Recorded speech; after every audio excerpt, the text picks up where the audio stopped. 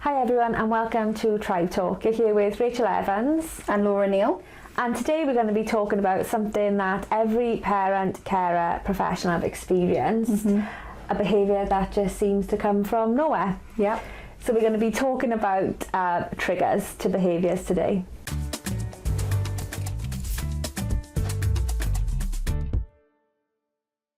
So what we know is that behaviours are never random. Even when they seem to come from nowhere, there is always a trigger there. What we need to do is look for the patterns and identify what the triggers are. So let's start the podcast by defining a trigger. What is it? So I think a trigger is something that parents and carers would relate to in terms of like the language and the terminology. But if you've been in any of our trainings, we might, or behavioural analysts refer to these as antecedents. So a trigger is something that happens immediately before that behaviour occurs. So that might be a parent or carer presented an instruction, so go brush your teeth, and then we get a child engaging in a tantrum. So that's an example of a trigger where something has happened, the environment has changed in some way, and that just sets off a behaviour. One that parents can probably relate to is you need to turn the PlayStation off now. Yeah, or come off your iPad. Yeah, come off your iPad. Yeah. That would be antecedent or trigger, and then you get the behaviour or tantrum. Yeah. So a trigger just essentially means it's like triggering that behaviour, that challenging behaviour, and they set the signal really, or set off a signal to our children as well that reinforcement's available. So I engage in that behaviour and I'm getting something from that. So they really set the scene for behaviour, and over time we know how behaviour gets shaped in that way. But I think importantly to recognise is, so the examples we've given are really obvious ones that lots of parents can probably relate to, but triggers can be subtle as well, and you have to sometimes look deeper to find them, but they're always there. And from experience of observing behaviour, I think it is quite easy for us when we are going into a home or going into a school and we're taking data on behaviours. It's really easy to look at things objectively, but when you're in the moment, because I've experienced this myself, when I've been trying to support a child through when they're engaging in a challenging behaviour, when you're in that moment, you're not thinking about the ABCs of behaviour. You're thinking about how I'm going to support that child and how I'm going to make things safe. So it's often missed, because it's just so difficult to point out when you when your mind is focused elsewhere. So it is, you've opened things up by saying that behaviours don't come from nowhere. There are patterns to behaviour, and it's not until we start to take data on some of those behaviours we really start to understand what is setting those behaviours off. So it could be an instruction, it could be being told no. One that goes missed quite easily is if a parent or carer diverts their attention from one sibling to the other. That's often that can go like under the radar a little bit. That can be a trigger. My back and I just didn't know why he just started screaming at me. He's doing that to get your attention. So yes, it's important to look out for some of these triggers, because as behavioural analysts, we do place a lot of emphasis on the consequences of behaviour, because we know how they shape behaviour and maintain behaviour, but the triggers do play an important part as well. Oh, absolutely. So that is a trigger, something that sets the behaviour off. And I think what's important to recognise is when we define triggers and we speak about triggers, it's something that happens within 3 to 5 seconds. That's like our golden rule. So what happens 3 to 5 seconds before that behaviour is set off, that is your trigger. So often parents and carers might say, oh, my child was tired, they didn't get enough sleep last night, or they're hungry because they haven't they refused to eat a meal or something like that, or they came home from school a bit later than usual. That's not a trigger. I think that's important to understand. So that is what we would term a setting event. It's something that's going on, pretty much throughout the day, or a child that's on medication. That's something that's happening throughout the day. But it's those other things then that contribute to that environment or change that environment in the immediate sense that will set off that behaviour. But the setting events can set the scene, essentially. Set the scene, absolutely, yes. So they set the scene for behaviour, but it's those things that happen within 3 to 5 seconds that set it off. Whenever we talk about triggers, we talk about that Coke bottle analogy, isn't it? So you could have a child that they go into school, and you ask them to get ready for school. You shake that Coke bottle because it's a demand that's placed, and then there's something else happens throughout the day. They're told, oh, you're not wearing the right school uniform, you've got behaviour points, that's another shake of the bottle. All these things can happen, and you keep on shaking that Coke bottle, eventually it's going to explode. And that is how triggers work, isn't it? Where you've got all these things that might be happening in a child's day, but it's that one thing that kind of sets that off, that then evokes a behavioural response. And we see that play out then in challenging behaviour. So that's why it's really important to pinpoint what has led up to and these behaviours. It's important to identify all of those things as well. So we're looking at the triggers, but we're also looking at the setting events. We'll be looking at, adding another term in here, but motivating operations, when we'll be looking at what is the motivation behind that. So all of those things are important. It's not just about the trigger. Yeah, but it's I think in this podcast today, we want to focus a lot more on triggers, because we talk about the other stuff so much, and lots of the feedback that we get from parents and carers, especially in like consultations, is that this behaviour happened from nowhere. I don't know where this came from, but it's not until we start to sit down and pick that apart we can start to identify what that means, and that do give us a little bit more information as to what is maintaining that behaviour, why they're engaging in it, because that is signalling. That trigger is signalling there's reinforcement available, and that's what's maintaining behaviour then. So really important. But some examples of triggers that we come across, or what gets fed back, or the data that we're taking, being told no, you can't have something. Placing any demand. Trying to think off the top of my head, attention being diverted, even a child like maybe playing alone or playing with a sibling, and a toy is taken away from them. It could be anything like that that happens in 3 to 5 seconds that sets that behaviour off. So that could be engaging in a tantrum, engaging in aggression in some way, non-compliance. Those triggers can set off 9 different types of behaviours for our children. Or they are some of our common examples, aren't they? Yeah, ones we hear all the time. And I think particularly, so then in school, being sent out of class can be a trigger for an escalation. Being told to do a task that they don't want to do can be a trigger for an escalation. A task that's too hard. It's too difficult for me to complete that may start an escalation. Rejection by friends, it's another one that comes up fairly often. I was even thinking, it's not so much of a rejection, but something like that may come from an adult, like a statement that could feel quite shaming or punitive. And set that off. So it could be anything, and it's so individualised for all our children, isn't it? And that's why it's important to understand, same as what we talked about on our podcast when we talk about behaviour, it looks very different for children. Triggers look very different. There could be a trigger that sets off a very different behaviour. So when we're thinking about strategies, it would look completely different for all our children, because it could be any trigger that sets that off.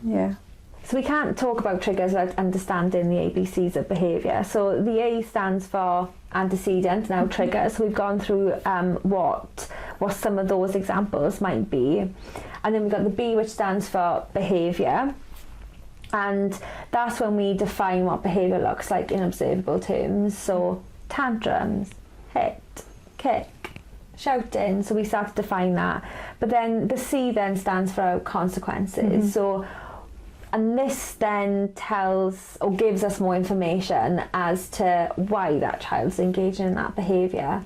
And it's not until we look at all those three things we start to understand the pattern of behaviour. So why is this child engaging in this behaviour? That's what gives us more information to answer that question. So I've got an example of a little boy I was supporting a little while ago. So a pattern would occur every morning where he would start to have a tantrum. So this was school mornings before school. So if we're breaking it down into setting events and antecedents, so the setting event was it's morning, he's up, and there's that expectation. No demand placed on him, but the expectation that he's up and he's got to get ready for school in the morning. So that's kind of setting the scene. And he would go downstairs and he'd have his breakfast, and then at some point during the breakfast routine, mum or dad would say to him, you need to get dressed now, you need to get ready for school. And that would be the antecedent or the trigger for behaviour to start. So he would start to throw items at the light that was in the kitchen, and it was continuous, like throwing items at the light. And mum and dad would negotiate with him. Okay. So that would kind of start this cycle of negotiation, which could last for 5 minutes, it could last for 25 minutes. But what's the consequence of that? He's delaying getting ready for school because he doesn't want to go to school. So that delay is happening, and very often they would end up helping him get dressed, so he didn't have to do it on his own either. So you've got that delay and you've got the help to get dressed then. Yeah. In the sequence, your trigger is that, we need to get ready for school, but there was the setting event with that expectation and knowing that was there, because it never happened on the weekend when it was like, we've got to get ready to go out. It didn't happen on the weekend because that setting event wasn't there. That's so interesting, because I think that's why it's sometimes so tricky for parents and carers to pinpoint a trigger, because these behaviours will go on for a long time, and then the trigger will represent itself. So you're talking about the negotiation and the delay tactics, like there was more triggers to add to that to then delay actually getting ready and getting out of the house or whatever that looked like. But I think that's why it's so difficult to pinpoint, because these behavioural incidents happen over a long period of time for some families. They certainly did for him. It would go on for it would go on for minutes and minutes and minutes. So and they're so specific as well, isn't it? Throwing things at a light, really specific, but effective for him. So when we were talking about earlier how triggers set the scene for behaviour or to set them off, he knows that this being asked to get ready, if I engage in this behaviour by throwing items at this light, I delay getting ready, and that is effective for me. And I think so we talk about novel behaviour sometimes, so behaviour that children are just trying, it's new, and this came from a novel behaviour because he didn't want to get ready, so he just threw stuff around and it hit the light, and the light is a breakable item, so the immediate response from mum and dad was, don't throw that at the light, and then you've got an established behaviour that works to delay things. What did that look like in terms of support and intervention? Okay, so in terms of support and intervention, we had to look at two things. So we had to look at both the trigger and the setting event, which is why it's important to know the both. So we adapted the expectation in the morning, because there were, in terms of the expectation on a school morning, it was the expectation that he got to school, but also the expectation that he got dressed on his own. Right. So we changed that. So the expectation wasn't that he got dressed on his own. The expectation was that he had support to get dressed. And then we changed the language around the trigger, because it wasn't, you need to go get ready now. It was more, let's go get ready together. And we just changed the pattern of events and provided more support. And then over time withdrew that support as he got more used to getting ready and knew that he could achieve and do it on his own. Yeah. And I think what you just said there about an intervention around changing the expectation and the language. I find working with families, just changing that instruction or demand, the words that we use can be really effective. So I had an example a few years ago. I was supporting a young boy. We were doing toilet training, and things were going really, really well. And then it got to the point where we would say, toilet time, I think our instruction was, and that he just weed on him. Toilet time. And we were in a puddle. And it was just that instruction every time that just signalled to him, I will be on the floor. And that's fine, because someone will help me. So just by changing the instruction of what we said to start that transition of walking to the toilet, that just stopped that behaviour. So I think that is really effective sometimes in just changing how we present an instruction or how that trigger looks can prevent behaviours even occurring at all.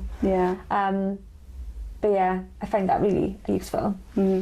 I think that's what language is so important, and I think that's what we're doing a lot of the time, is thinking about how can we change how this looks now, how can we change that language, how can we change the expectation, and even that can be really effective. Because we would, you've just supported a family in what we would call an antecedent intervention, and they can be really effective in preventing behaviours from happening in the first place.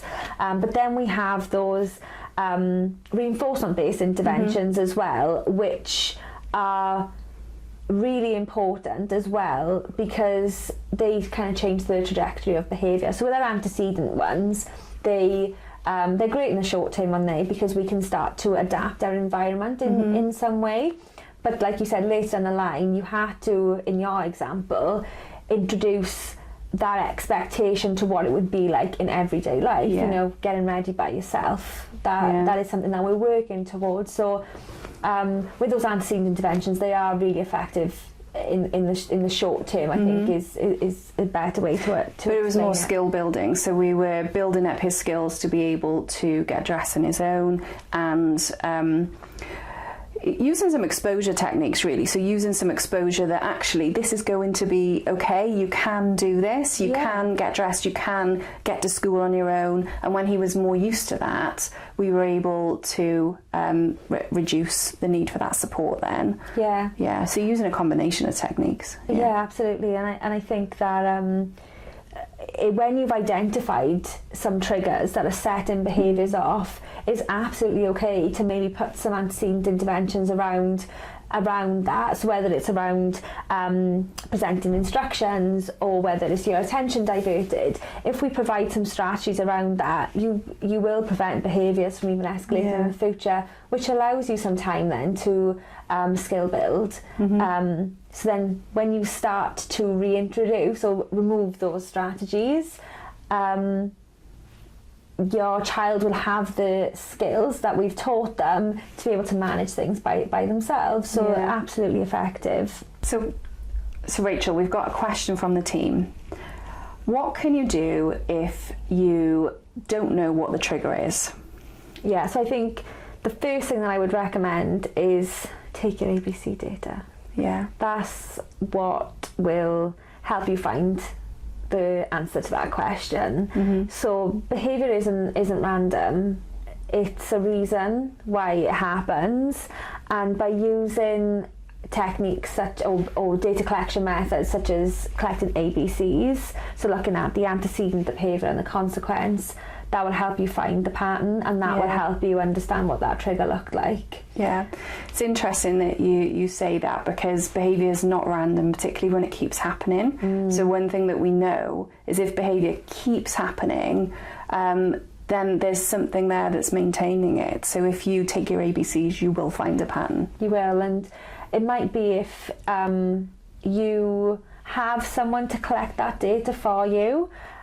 If you're in the moment and you have to manage some of those behaviours, so drafting in a family friend or a partner, or just having somebody that can sit outside of that situation and collect that data, if you're really struggling to pinpoint it. But it is absolutely doable when you are supporting your child to be have your data collection sheet on the fridge or on a cupboard, and then start filling it out as you move through. But it sounds very formal, collecting data, but actually it's just writing down what was the antecedent, so what was the trigger on this occasion, what does the behaviour look like, and then what did I do afterwards, so what was the consequence. I've had parents just type this on their phone, and then fed that back to me, so whatever kind of works for you, but as long as we're picking up on those key things. And it's not War and Peace. Like when we ask for data, we don't ask for War and Peace, do we? We just want, I presented a demand, they tantrumed, and this is what I did after. So it can be as simple as that, but it really points in the direction of what's just set that off. So that's the end of our podcast for this week. So key takeaways is that behaviour is never random. So if we take a step back and start looking at the patterns of behaviour, looking at the ABCs of behaviour, we can start then to understand what is setting the behaviours off. So take time to understand the triggers that are setting some of these behaviours off for the children that you're caring for. And if you've enjoyed today's podcast, then remember to subscribe to Tribe Talk for more trauma-informed care in practice.